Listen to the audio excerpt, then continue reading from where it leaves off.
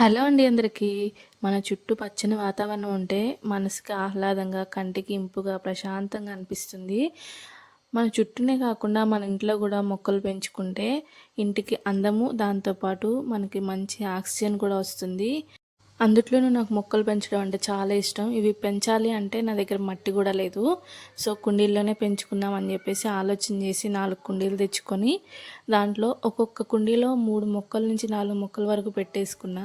So చాలా అంటే చాలా మంచిగా పెరుగుతున్నాయి. అందుట్లో కొన్ని రకాలైతే చూపిస్తాను చూడండి. ఇదైతే లిల్లీ, దాంతోపాటు ఇంకొక రకం వచ్చేసి మర్బం అనమాట. ఒక్కొక్క ఏరియాలో ఒక్కొక్కలా పిలుస్తారు. మరువం అంటారు. నేనైతే మర్పం అనే అంట. చాలా సువాసన వస్తుంది దాని దగ్గరికి వెళ్తేనే. సో ఇదైతే పడి మొలిసిందనమాట. టమాటో చెట్టు చక్కగా పూత కాయలతో చక్కగా ఉంది. నేనైతే ఏం వేయను, చక్కగా కిచెన్ వేస్టే వేసేస్తాను. ఇప్పుడు చూపిస్తున్న టమాటో కుండీతో పాటు మొత్తం 5 అయిపోయినాయి. ఇది ఈ మధ్య కొత్తగా చేరిందనమాట. ఈ టమాటో కుండీలో ఉన్న మొక్కలన్నీ పడి మొలిసినాయే. టమాటో ఇదైతే ముళ్ళ చెట్టు. సో ఏంటో తెలీదు, కానీ పీకేస్తే ఏమొస్తుంది అని చెప్పేసి అలానే ఉంచేసాను.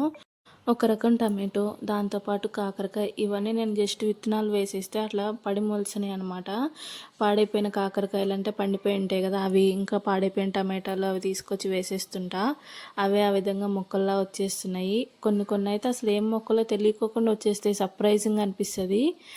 దీనికి మెయింటెనెన్స్ కూడా ఏం లేదు. టైంకి కొంచెం వాటర్, దాంతోపాటు కిచెన్ వేస్ట్ లాంటివి వేసిస్తూ ఉంటే అవి చక్కగా పెరుగుతాయి. ఇంకొకటి, మనం పప్పు కడుగుతాం కదా మినప్పప్పు, ఆ పొట్టు కూడా వేస్తుంటాను. ఒక కుండీలో అయితే కేవలం తులసి మొక్కలే ఉంటాయి. సో ఇంకొక కుండీలో వచ్చేసి కొన్ని కనకాంబరాలు, దాంతోపాటు బ్రహ్మకమలం.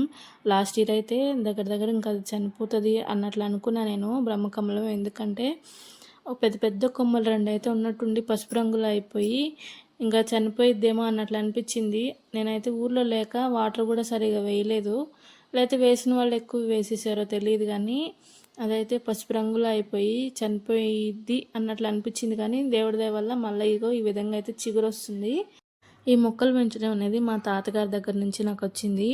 మా తాతగారికి ఎంత ఇష్టమో నాకు అంత ఇష్టం. ఇంటిలో ఒక మొక్కైనా పెంచుకోండి. సో దాని నుంచి మనకైతే నష్టమేం లేదు, ఇంకా లాభమే. మనకైతే ఆక్సిజన్ లెవెల్ అనేది మంచిగా మెయింటైన్ అవుతాయి మొక్కలు ఉండటం వల్ల. మేమున్న ఏరియా అయితే చక్కగా పచ్చదనం ఉంటుంది. దాంతోపాటు నేను ఈ విధంగా పెంచుకుంటున్నా. వీడియో నచ్చితే లైక్ చేయండి, షేర్ చేయండి, సబ్స్క్రైబ్ చేసుకోండి. Bye bye.